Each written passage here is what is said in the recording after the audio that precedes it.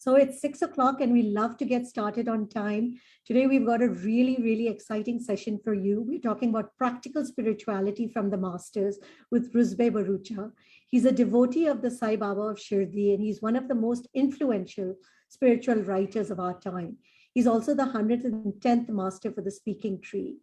To tell you a little bit, I was very excited about this session. I know we do a lot of talks on spirituality, but the reason is after we've done all of these talks, you always start to wonder and say, how do I incorporate this in my practical life? And so this was very, very exciting because I know he also does a course on this. So we're it's our great honor and our pleasure that we're getting a glimpse of that in this session. But in this session today, we're going to talk about how to incorporate spirituality in our day-to-day life. We will learn from the masters, especially Sai Baba of Shirdi and Avatar Meher Baba and others, how to navigate life's most difficult moments. And I think some of us, hopefully now that COVID is calming down, are going to find this very, very beneficial as we see a ray of light shining through. A little bit about Ruzbeh. He's been an ardent devotee of Sai Baba and is considered, like I said, one of the most influential spiritual writers of our time. In 2014, he published Rabda, My Sigh, published by Penguin Random House, and it was an instant bestseller. He is the author now of his recently published book, which is Avatar Meher Baba, Twilight Songs, and 20 other books, including the Fakir Trilogy. I'm sure a lot of you have heard of that one. Known as one of the perfect masters, Avatar Meher Baba touched millions of lives and passed away in 1969. Since then, his followers who were blessed to have been under his direct care feel his presence strongly, even until date, and they feel that their lives are incomplete and they are also right now in complete devotion to him. So the Twilight Songs actually covers the journey of many, many of these people that were in direct touch with Meher Baba. I don't think Ruzbeh needs any introduction, but he's also, as many of you may not know, a documentary filmmaker. He has done a yoga, music, and life festival in India. He gave birth to a series of powerful videos that were collated under the name Ramblings with Ruzbeh. His articles are published in the Times of India, the Free Press Journal, the Indian Express, Maharashtra Herald, Sunday Observer, and the Afternoon. So first of all, Ruzbeh, a very, very warm welcome to Sipping Thoughts. So excited to have you here. Ruzbeh, your voice, you're muted.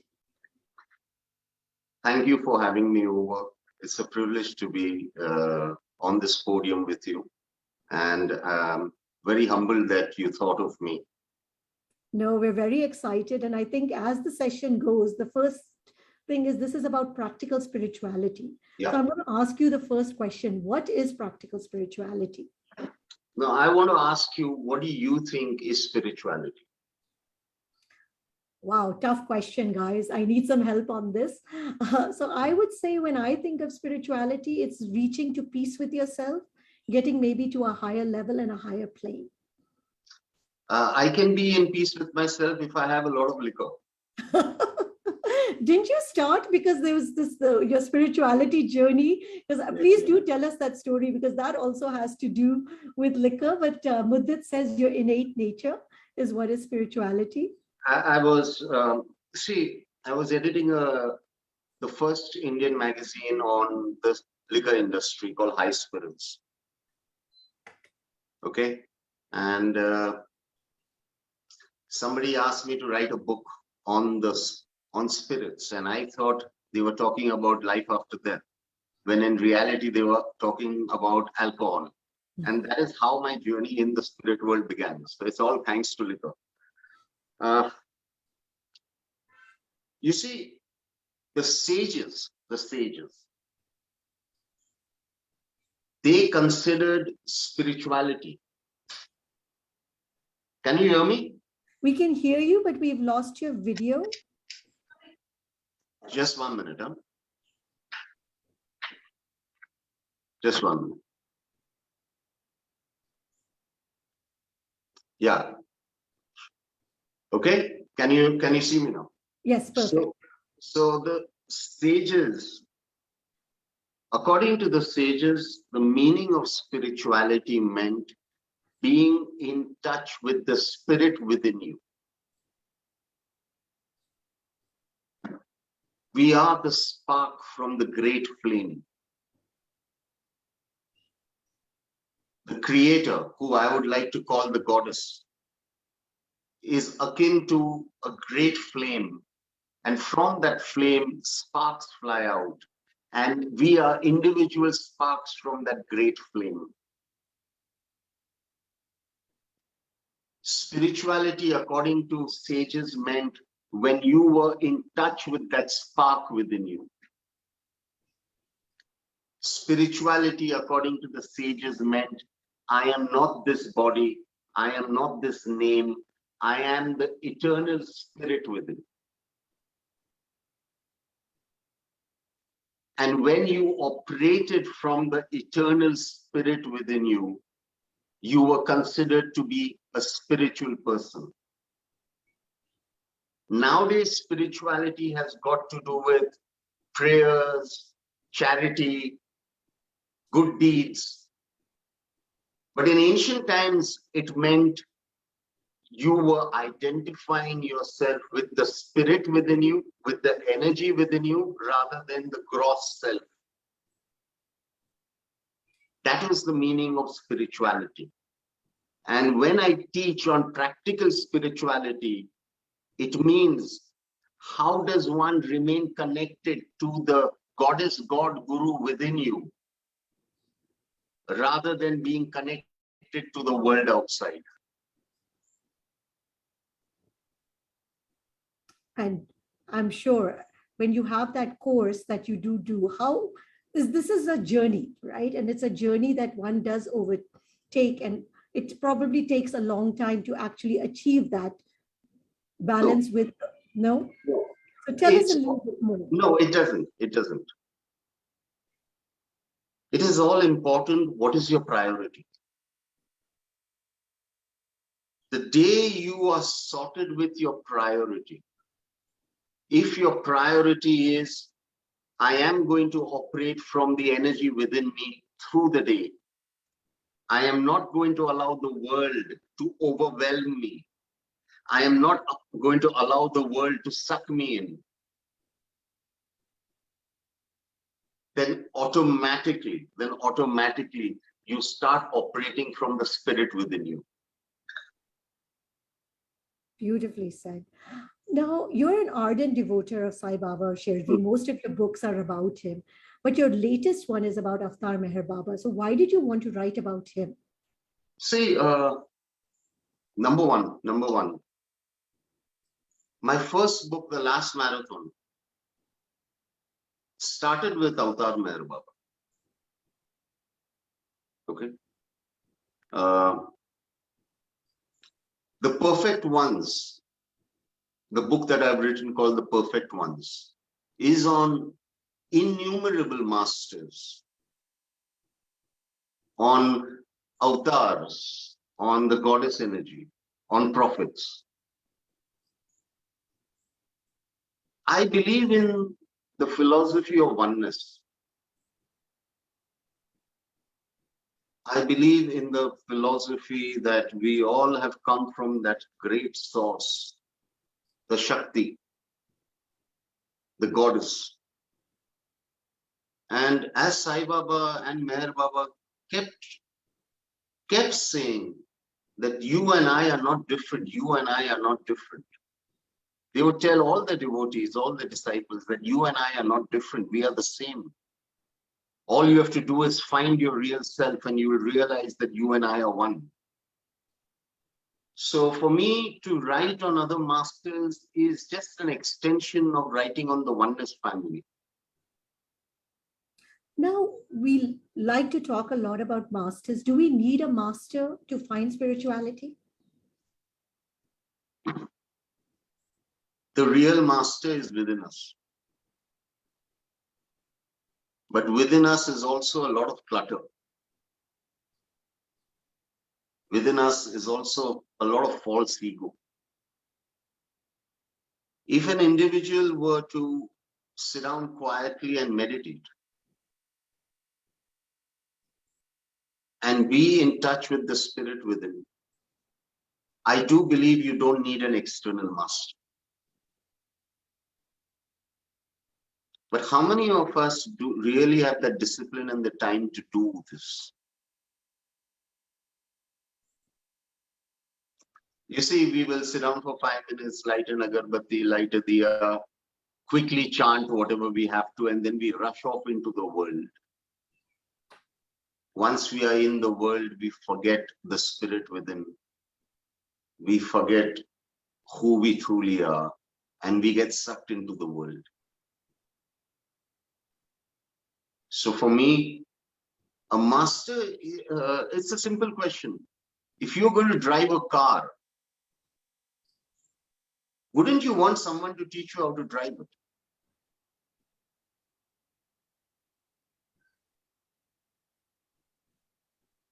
A master is teaching you how to drive your vehicle. Shows you the roadmap. Shows you how mistakes and accidents can take place.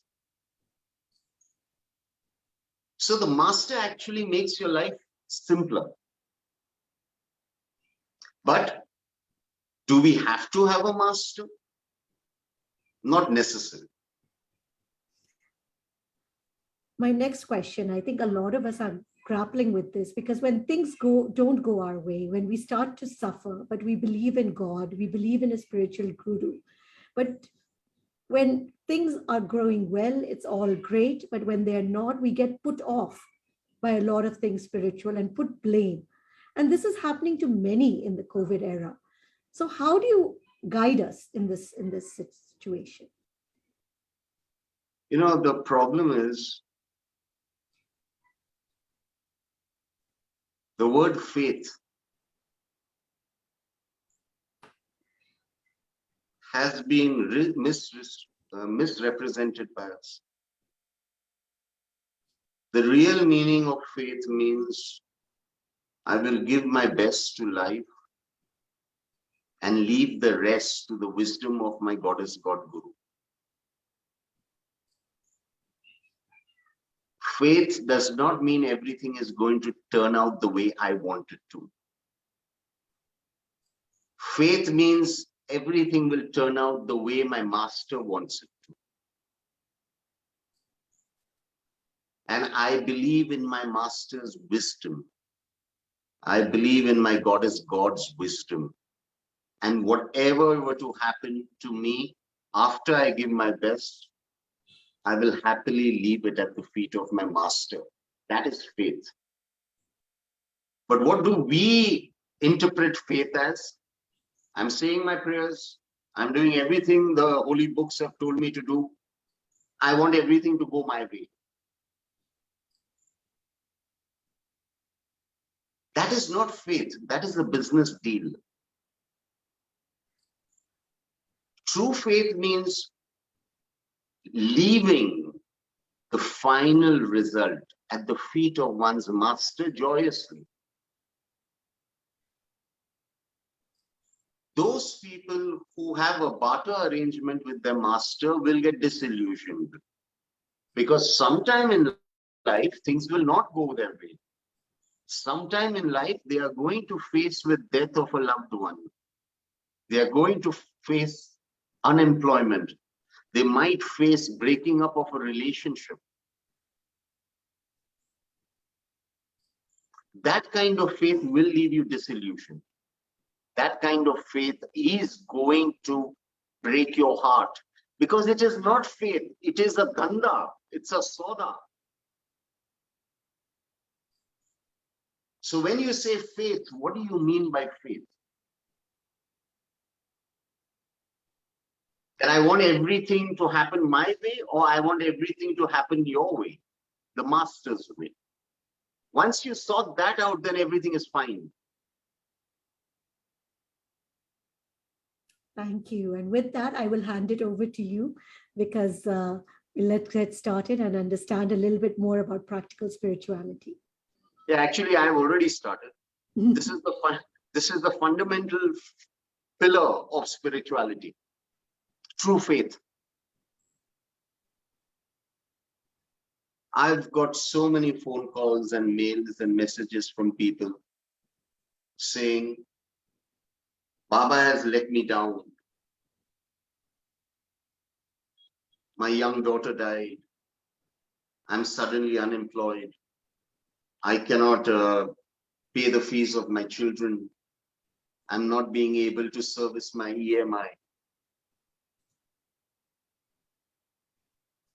The very fact that we can think this way, that Baba has let me down, the very fact that we can think this way means we are having a barter arrangement with Baba. So first of all, if you want to walk the path of practical spirituality, the rule number one is, I will give my best. I will give my best 100%, and then leave the rest to the wisdom of my master, my goddess, my God, my guru. That's rule number one of practical spirituality. Now, if you want to be connected with the divinity within you through the day, if you want to walk the spiritual path through the day, this is all about day to day, moment to moment. So the first thing is remembrance. How do we stay in touch with our goddess, God, guru through the day? People go to work, they've got a lot of work, it's very hectic, there is a lot of pressure, there is politics, there's all the crap going on. Yet, how do we stay centered in our own divinity? How do we do it? So number one, involving our goddess, God, guru in the little things in life. A simple thing.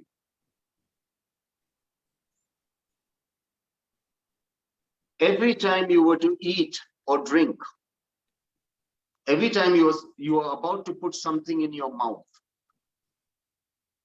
you remember them, thank them, offer it to them. Can you imagine how many times in a day you would reconnect with them?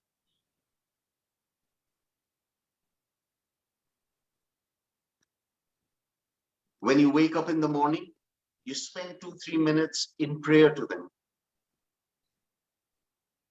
After a bath, you again spend just 2-3 minutes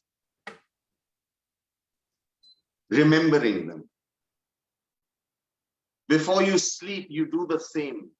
Every time you eat or drink, you do the same. What are you doing? Basically, what are you doing now? You are reconnecting with the divinity within you.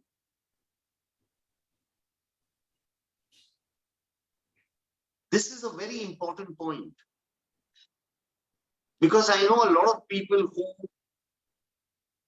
will say their prayers, will meditate for a little time in the morning, and then they get overwhelmed by the world. Then they will reconnect with their divinity after 24 hours. That way you are going to get sucked by the world. But just imagine, every time you were to put something in your mouth and you thought of them, every time you are going to drink a glass of water, you thank them. Before leaving the house, you told them, I'm leaving, be with me. When you returned home, you said, thank you for keeping me safe. You will be in constant touch with your goddess, God Guru. That means you will be slowly through the day, be in the state of centeredness. This is very important. Are you understanding what I'm saying, Sukirti? Yes, I am. I'd like to ask also the audience if they're following along also.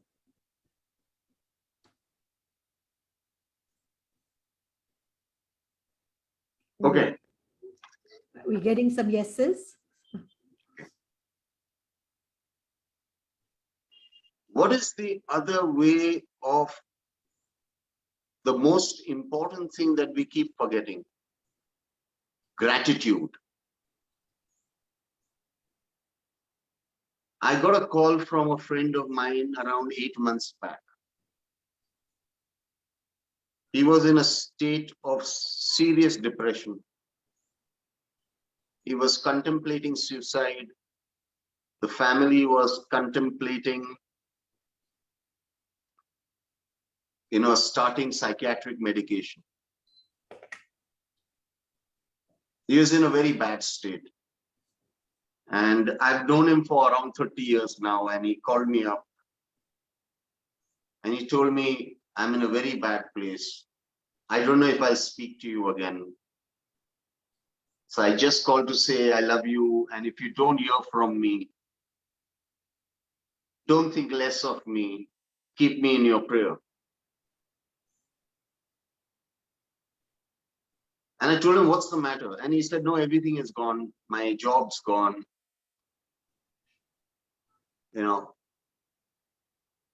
I feel I'm a loser. I just lost my mother. I don't have the will to live anymore. And I told him that, what are you planning? And he said, I'm planning to kill myself. I said, okay. I said, how long have we known each other? And he said, around 30 odd years. So I told him, for every year that we have known each other, can you give me one day? So all I'm asking from you is 30 days. So he said, what do you want me to do? And I said, nothing. All I want you to do is every day, thrice a day, I want you to sit down and write down all that which you're grateful for.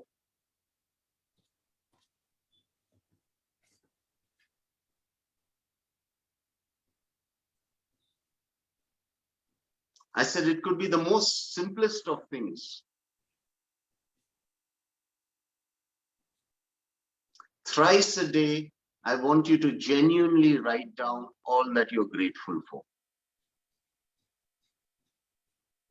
I said, that's it. I said, after 30 days, you do what you want with yourself. And around the 18th day, he called me up, he abused me, and he said, you've tricked me, but I'm fine now. He said, I didn't realize how much I had in my life to be grateful for. So gratitude is another form of spiritual expression. I have seen those people who are content with their lot, those people who are grateful for the little things in life. They are the ones who are really walking the path of spirituality.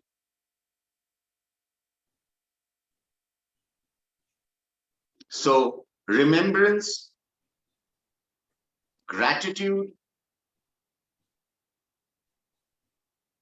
giving your very best and leaving the rest to the wisdom of the master.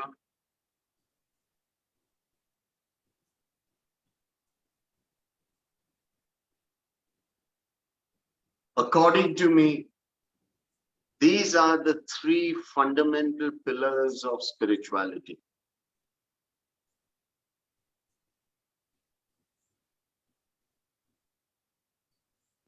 Sai Baba, Meher Baba would keep telling people. You see, when Sai Baba of Shirdi and Meher Baba were in the body, they had a lot of people who were against them. A lot of people spoke a lot of crap against them.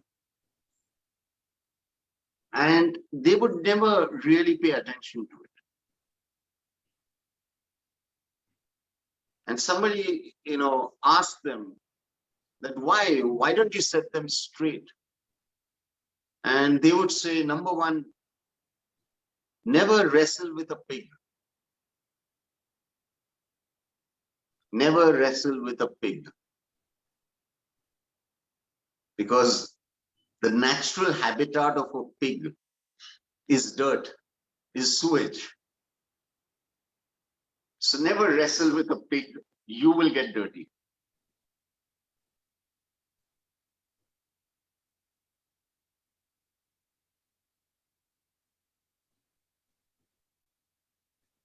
Second thing they would say is never slander and gossip.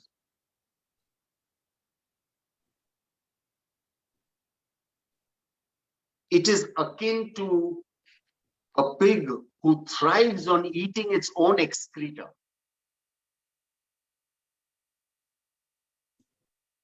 Slandering and gossiping is akin to eating one's own excreta.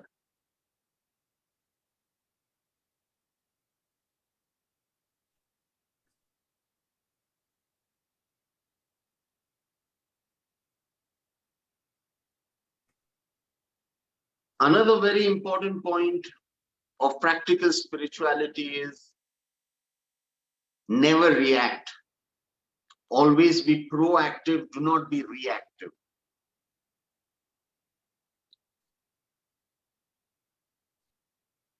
Because if you are going to be reactive, you are going to come forth from the worst side of yourself, not the best version, the worst version.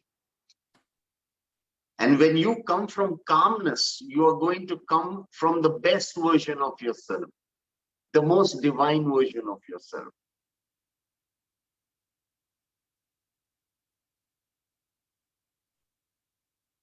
But the problem is we have all become very aggressive. We are a very aggressive community now. Anyone tells us anything, and we bark.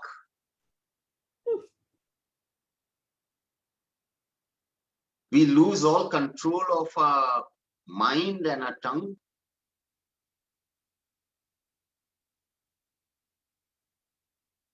You know, many times both the masters have said, when you react, even if you're right, you become wrong.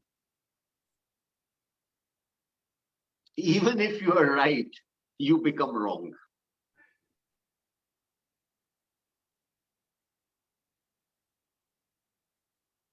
So, Sukriti, it's very important to understand that spirituality is basic common sense. It's what you and I have been taught by our grandparents and our parents. It's not some esoteric knowledge floating around.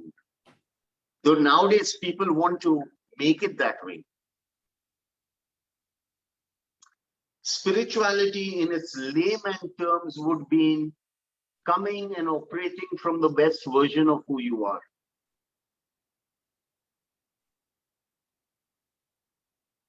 It is unfortunate that I have to conduct workshops to show you that.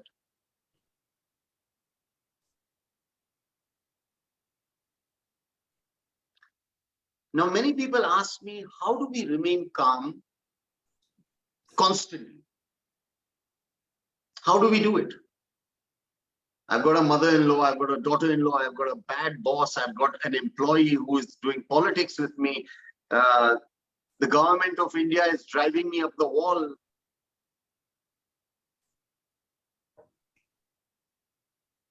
How do I remain calm? How do I remain calm? Well, you remain calm when you make it your priority. That I shall not stoop down to your level. You remain calm when every few hours you sit down by yourself and focus on your breath for 2 or 5 minutes. What are you doing? You're coming back to your centeredness. You're coming back to the spirit within you.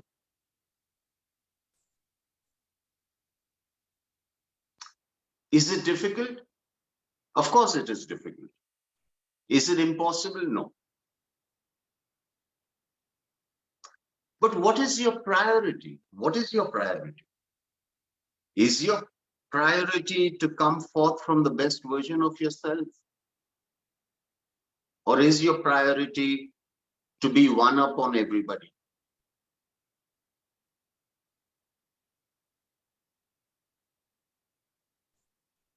Paramahansa Yogananda in Autobiography of a Yogi has written a very beautiful sentence.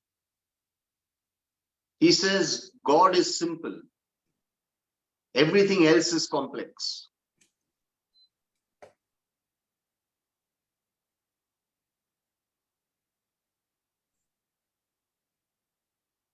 Somebody has written about atheism. I know atheists who are more spiritual than a lot of religious people. They may not believe in God, but they are decent human beings.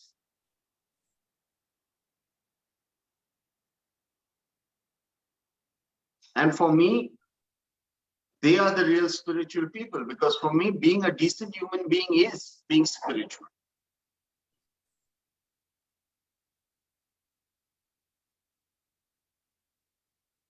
Religion is now preaching duality. Spirituality is about oneness.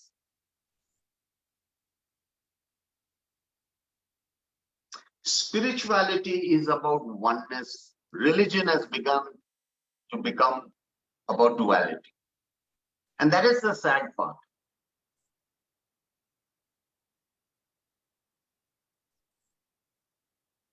I think every night before we go to sleep, if we were to ask ourselves, have I given my best to the day? Have I operated from calmness? Have I operated from my best version? And if the answer comes yes, I think that is good enough. I think that is good enough. So for me, spirituality means looking myself in the eye and asking myself, did you lower yourself to the world, or did you soar with the angels?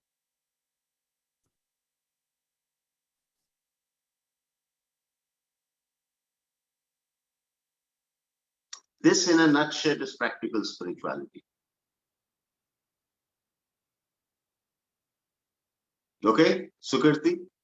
Yes, beautifully explained. Thank you. So, of course, one question always comes up, and you spoke about this a lot in the Fakir, karmic law. And I think a lot of us also think about this quite much. If everything is preordained, everything is predestined according to karma, then why work? Can we really change our destiny? Can we really make that difference? See, listen to me. There is something called free will. How is destiny created? How is karma created? You need to know that first. When you're talking about karma, what the freaking hell is karma?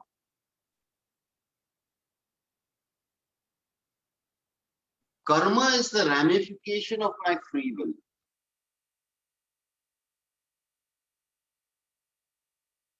Karma is the ramification of my free will.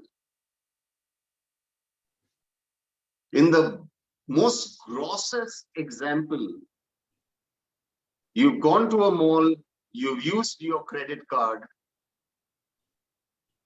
When the bill comes, that's your karma. Okay? Are you understanding what I'm saying, Sukriti? I am, but I would love for you to go deeper, because this is a question that does plague us. Okay. So let's start off with how is karma created. I believe when we were born first, when the spark left that great flame, there was 100% free will and no karma. Okay? As we started using our free will, karma started to rise. You understanding till now? Mm-hmm. Those who are spiritually very evolved, their free will is higher than their karmic quota. Those who are not spiritually evolved, their karmic quota is higher than the free will.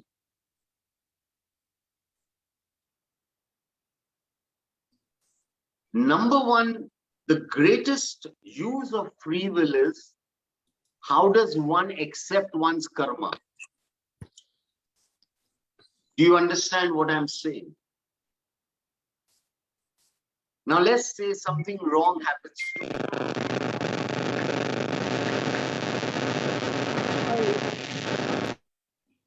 Yeah, I think somebody's getting static. Apologies for that. Go ahead, Ruzbeh. Let's say something wrong happens to me. I have two options. One is to use my free will in calm acceptance. And one is to use my free will in getting negative, angry, bitter. So when we say we don't have free will, I think we have free will for the most important thing. How to accept our lot. How to accept each moment of our lives. It is very difficult to just generalize and say everything is karmic. I don't think so. I do not think everything is karmic. Certain people have 20% free will, certain people have 10% free will, certain people have 70% free will. It all depends on where the balance is, where the barometer is. The problem is, how do we know where are we on the barometer scale? So my thing is, forget karma. You focus on whatever free will we have. Are you using that properly? Bhavna is asking, how can we increase our free will? And I'll take that question right now, because as we are talking about it. So the sages say, Baba, Meher Baba, they all say, there are 3-4 ways to increase our free will by nullifying our karma. One is, the most practical way of doing is by not reacting to situations. Because when you react to a situation, you're creating more karma. When you are detached from a situation, you are breaking the bond with that particular karmic experience. So number one is that. Number two, intense meditation creates certain heat in the body, which cleanses the karmic overload which is there in our vibration. You see, we carry our karma in our aura. So when you meditate, when you pray in an intense manner, you're slowly burning off the karma around you. That is why, there are a lot of sages who say, you want to do yourself a favor, meditate and meditate and meditate. Nirja is asking lots of questions on this. I'm asking her to unmute if she would like to ask it herself. But she's talking about your previous birth karmas result in your miseries or goodness you get in this life. So your views, please. I just give you an example. On the 3rd of a particular month, you have gone and splurged your credit card. The bill will come at the end of the month.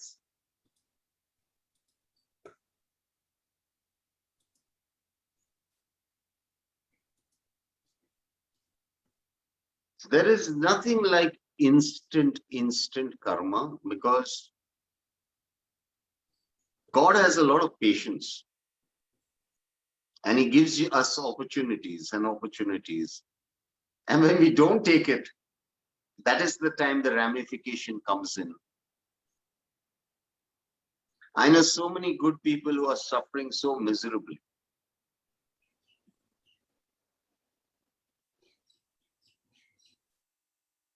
And I know so many assholes who are really reaping in. Take a look at a political structure and you'll know.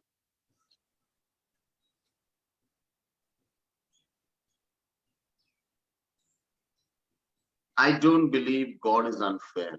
I would rather not believe in God than believe in an unfair God. The reason I believe in God is because of the laws of karma. If there was an unjust God, an unfair God, I would not believe in God. Then he or she has no right to be called God.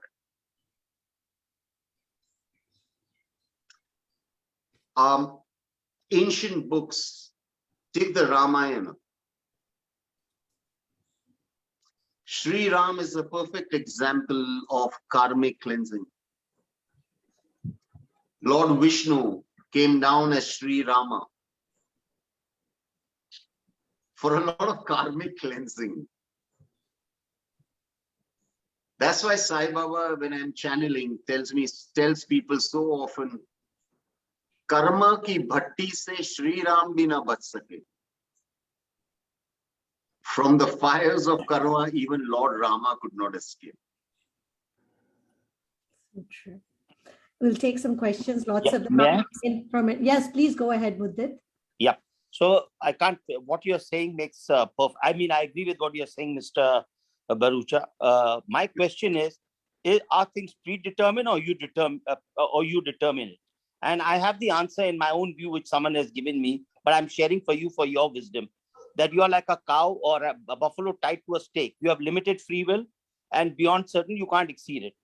But this is a twin question. What comes first, chicken or the egg? So over to you, sir. This is what I said. This is what I said, sir. When we start off on a journey in life, our first journey in life, okay? That time there is nothing called karma. But in life, you have to create karma. No. I am not talking about creating karma. I am talking about when did the genesis of karma start in our journey. Right. True. It's true. Right? Now, Yes. as I start using my free will, I am creating good or not good karma. Right. The only question is, when do we have to pay the bill? Or when do we have to reap the benefits? Now, that is something which I have not really understood. So while creating karma, you pay your bills. It happens maybe earlier or later. But yes. But the thing is, yes, sir. It does not happen at the same time. Probably depends. So we carry it forward in another lifetime. So I will answer your question with my answer, which is, first of all, I never had free will. Ask my parents why they, gave me birth. That's number one. So you didn't have free will in this lifetime. Right. You need to understand that. You are talking about your this lifetime. I am talking about the genesis of karma. If you want to understand karma in this lifetime, you have to understand where did it all begin. In this lifetime, you and I are predetermined by our karmic ramifications. That's why we have an horoscope. That is why we have a patri. Well, that depends whether you believe in previous life or not, but I'll leave it at that. The other thing is, we are born in an ecosystem. A person living in India versus a person living, say, in Saudi Arabia or America will have different responses to situations. Listen to me. Yes, sir. Thank you. If you were to tell me that you don't believe in previous life, then basically what you're telling me is that you believe in an unjust God, because look at the dying children on the road. I mean, are you trying to tell me we are dealing with an unjust God? Then I would rather not believe in God. I would just say, you know what, this is all a fluke of nature. We are born, and depending on what our surroundings are, we thrive on that or we suffer because of that. So karma is a very complex animal. It's a very complex animal. That is why all the sages have talked about karma. You call it from Sai Baba of Shirdi, or you call it from Lord Vishnu, you go to Skanda Purana, you go to the Bhagavad, we are all talking about karma. But we need to understand we have one free will. We may not have any other free will, but we have that one free will, how to go through our lot. And that's a very important free will that even God cannot take from us. Ruzbeh, coming back to that question, and Bhavna is asking, because if it is that we have that free will, how do we increase our free will? I think you just told us about meditation, remaining calm, not reacting. What are other ways that we can increase our free will? See, listen to me. It's a simple thing. When you say free will, what do you mean? Do you mean you're no longer in the clutches of your karma? Is that what you mean? Bhavna, what do you mean by free will? I will ask her to unmute because that'll be Bhavna. In the same context, I have something to add, a question. Sure, please. So when you talk about free will, in my understanding, my free will is that every day I get up with the renewed determination to to go out to my business and try to do something, and not give in to my failure and not be depressed. That's what my free will is, right? Ashish, that's exactly what I'm trying to tell you.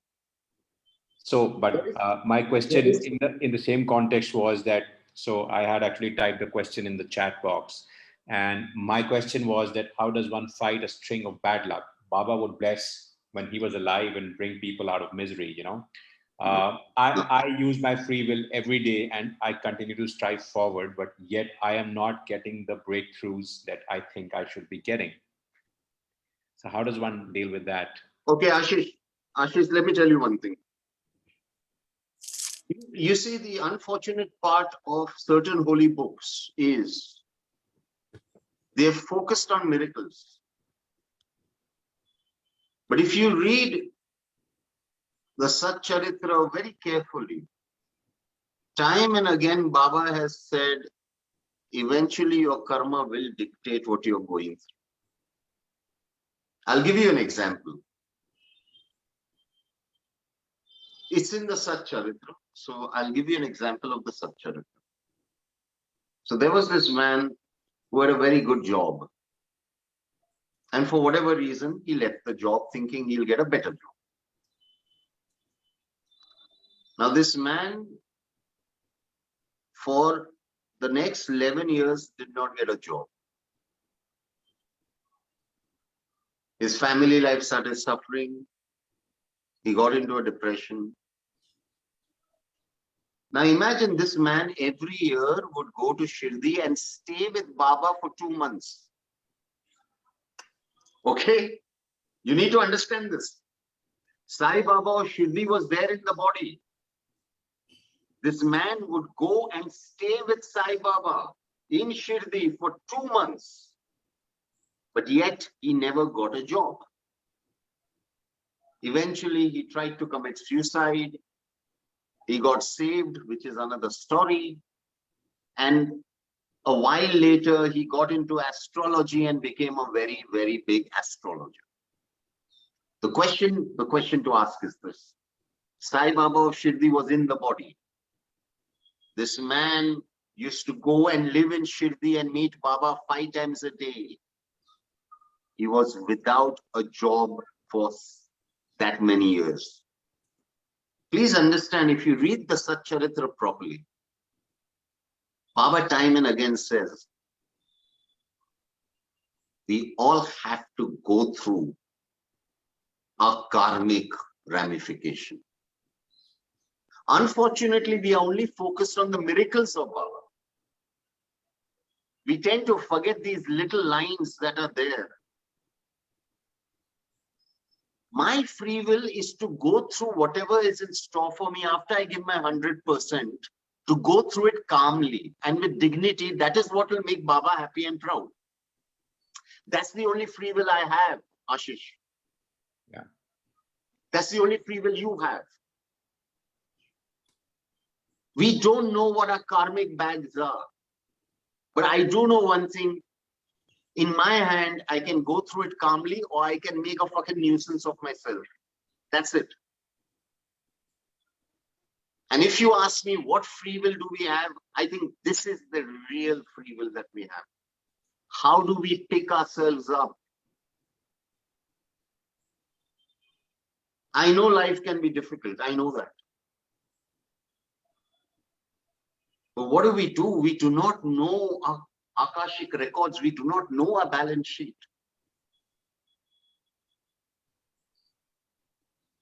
Amita, you had a question. Go ahead. Yeah, hi, Sukriti.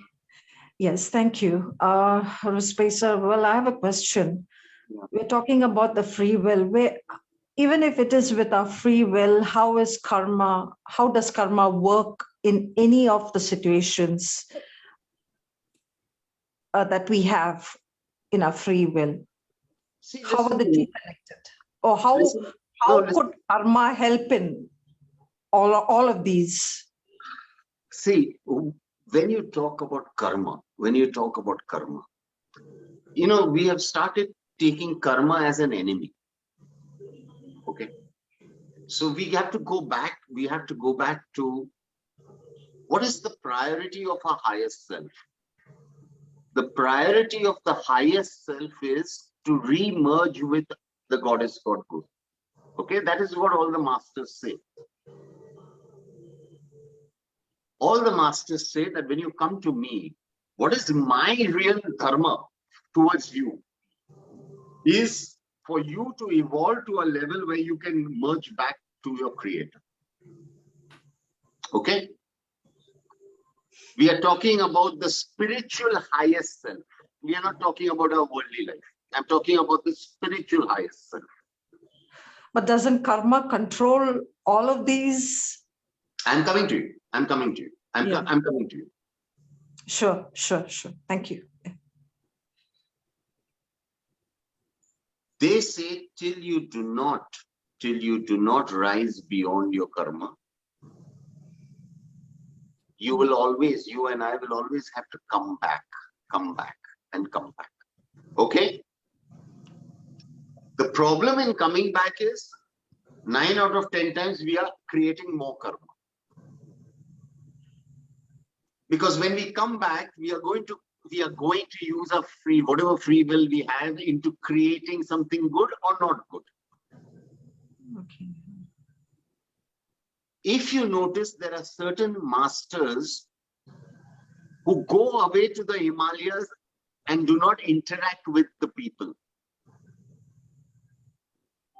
One of the reasons is they know that if they interact with people, there is going to be again an exchange of karma.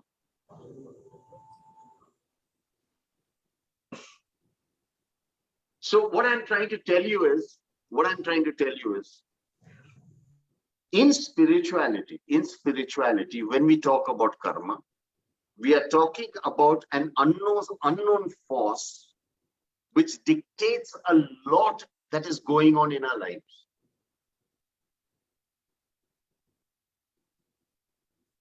We do not have control of this unknown force. We don't have control over this unknown force.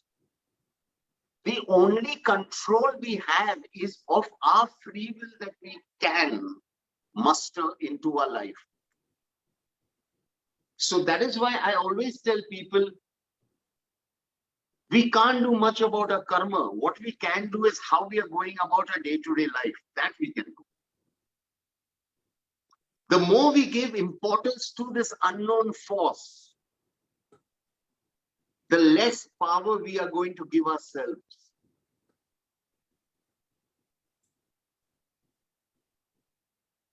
We need to take that power back by saying, I have my free will, I will utilize it properly. Whatever free will we may have. I know many people who are being thrashed in life very badly. They don't deserve it because they are nice people. They are close to me. I do not know the whys of it. I don't know your past lifetimes.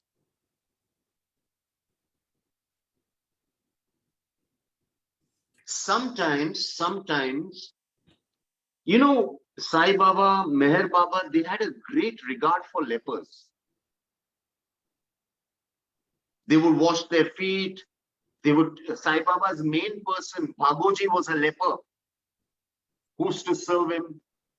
Meher Baba would wash the feet of lepers, put his head on at their stumps. So they were asked why. And they said, they have decided to finish off their entire karmic baggage, which people would take lifetimes to shed off. They have decided to shed it off in one lifetime. They are not sinners. All that they have decided to do is, instead of going through 20 lifetimes of karmic cleansing, they have decided to cleanse themselves in one lifetime.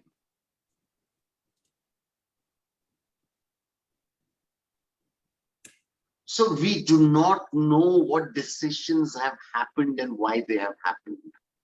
All we have in our control is our free will. Either to become bitter, negative, depressed, play the victim, or tell yourself, it's okay, Baba knows best, I will give my best. I don't think we have really anything else in our hand. I know so many people who are praying constantly, but yet suffering.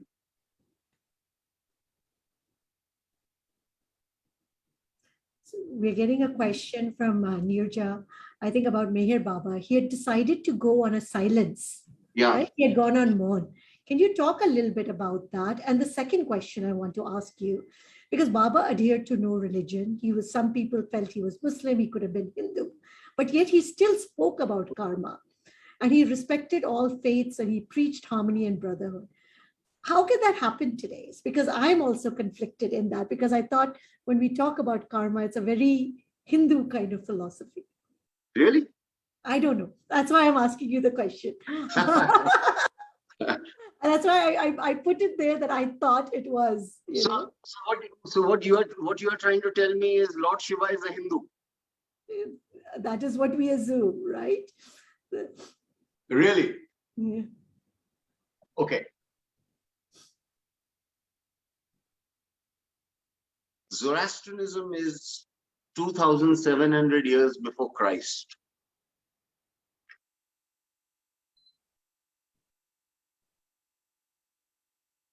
We have karma there. Karma is beyond religion. So first, let me start with Meher Baba. Yes, please, because a lot of people are asking, please do tell more about Meher Baba. Avatar Meher Baba took Samadhi in 1969. For the last 44 years of his life, he did not speak. When people asked him, why aren't you speaking? He said, I have come many, many times as various prophets and masters. I have spoken all I wanted to speak. You people are not even doing what was told earlier. He emphasized on 3-4 things. He said, if you're following me, I want 2-3 things from you. One is pure love. I want you to love me. That is very important. Second, complete surrender, which means understand that I know what is best for you and live in that. And third thing, he said, I'm not here to perform miracles. Though many people experience miracles, he would always say, no, I don't perform miracles. Why? He said, we all have come with our karmic baggage and we need to experience that.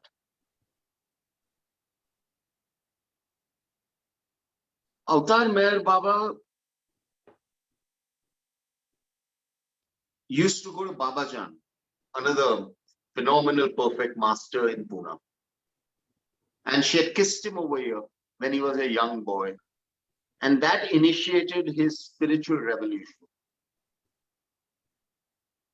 And she had once told him that I can give you everything, but I cannot give you that one thing that you're looking for, which is spiritual power. That only Sai Baba of Shirdi can give you. So she sent him to Sai Baba of Shirdi, and they just had one glance into each other's eyes, where both Meher Baba and Sai Baba said Parvadigar to each other. Tajuddin Baba, Narayan Maharaj, and Upasni Maharaj were the other three perfect masters who were instrumental in bringing forth his godhood.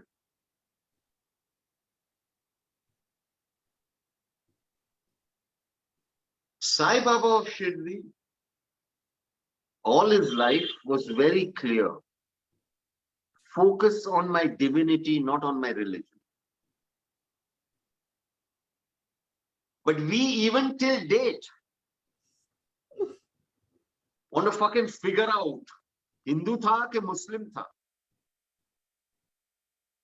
Why? Because we are entrapped in our own small world of ego. Spirituality is beyond religion. Our entry into heaven is not by the card, Aadhaar card of a religion. It is, have you been a decent human being or not?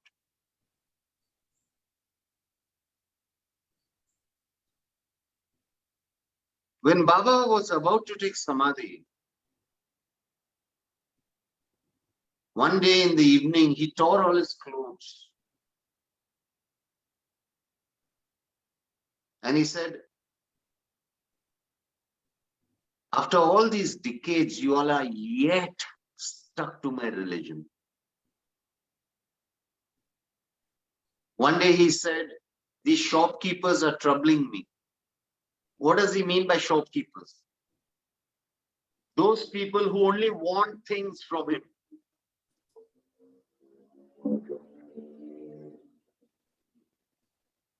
They don't love him for who he is. They love him for what he can give. So he said, now I want to go. These shopkeepers are troubling me.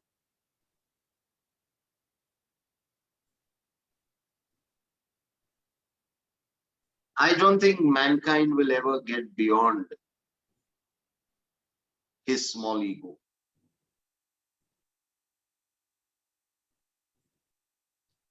Where karma is concerned,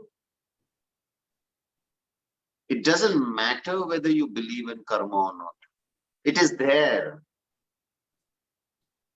It is there.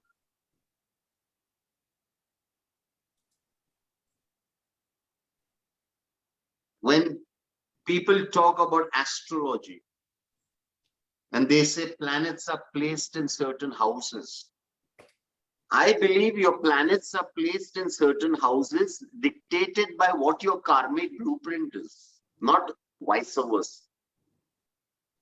It's not your planets that dictate your karma, it's your karma that dictates your planets.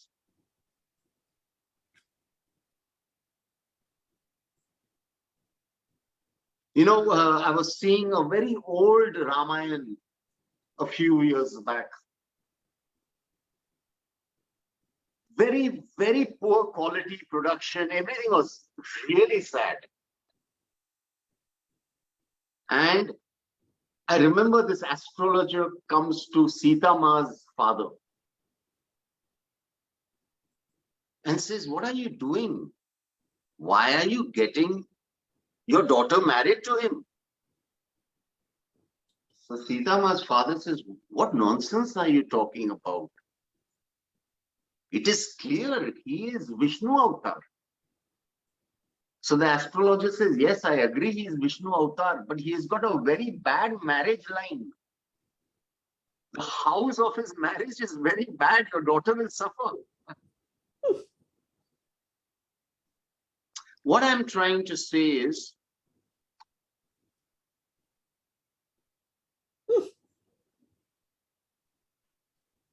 karma is something that we can only contemplate about. philosophize, theory, create a theory about it. It is an elusive thing. We don't know. But what we do know is we have our free will of how to go through each moment of our life. And that is most important.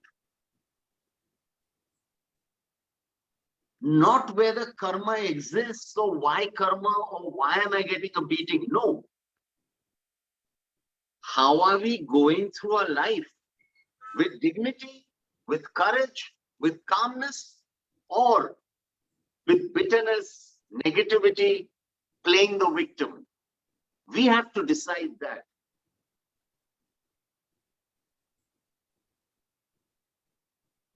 That karma will not decide. That you and I will decide. Thank you, Ruzbeh. That was awesome. I've written down the 6 steps, and then I'm going to ask you for your closing words. The first is connect, remembrance throughout the day, gratitude, giving your very best. Step 4, never wrestle with a pig. I love this line. I wrote it down exactly as it was. Never slander or gossip. And step number 6, never react. And I think most of us tend to be very much in a reactive mode and an aggressive mode. So it was a good reminder. Any closing thoughts you have for us as we end the session for tonight? Yeah. Try and spread light rather than darkness.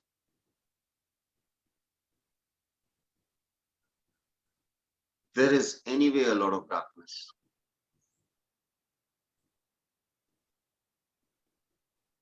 Try and spread a little light, a little laughter, a little kindness. Forget spirituality. Forget all that. Forget karma.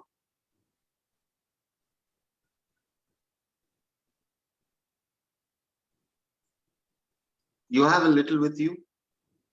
Take a little out of that little and help somebody.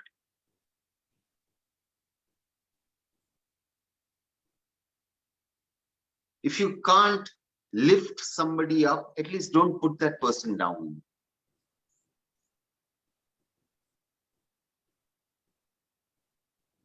Eventually, we are all going to meet our master.